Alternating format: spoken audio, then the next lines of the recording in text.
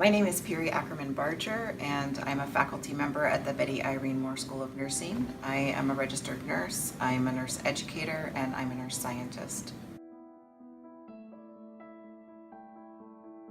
I think of microaggressions as the outputs of unconscious bias, and these can range from things that happen verbally or things that happen physically, but they're those sorts of interactions that occur that convey a derogatory or negative message toward a specific group of people, usually a group of people that has some sort of stigma or is underrepresented in some way, right? So an example of that, one that I've gotten multiple times is, wow, Piri, you're so smart. Why did you become a doctor? Right? And of course I'm a nurse, and it was not a mistake that I'm a nurse.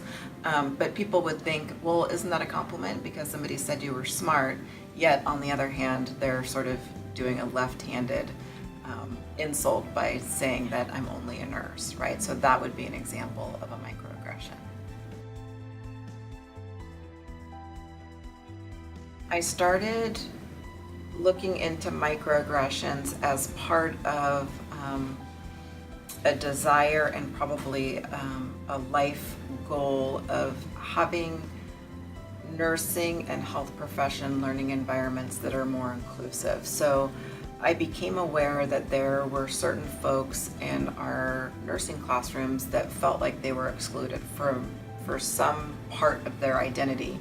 And the first thing I became aware of is that there were other women of color like myself that were having experiences like I was having. I thought that I was having these experiences because of my mixed race status, or maybe it was people just, I don't know, that I wasn't meshing with the other white students in the class or something like that.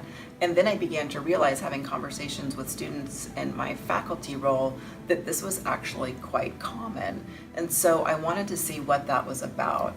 As I've had conversations with students over the year, there are multiple identities that students hold for which they experience microaggressions or a sense of exclusion. Being a person of color, being from a low-income background, first-generation college student. I've had students who are overweight that have said they feel excluded. Students who are older. I've had some students that look younger, and the microaggression that they experience is, are you old enough to be here? Do your parents know where you are, kind of thing, which, might seem like a compliment, oh, you look so young, but it also has a connotation of not being as experienced. Single moms have experienced some level of marginalization, so it's really that experience of marginalization. So how do we, in health professions, learning environments, create an environment where students feel like they want to share their identity and that they will be respected and valued for the contributions that they make based on that identity? I mean, take for example, a student who experienced homelessness growing up, was in poverty, homeless.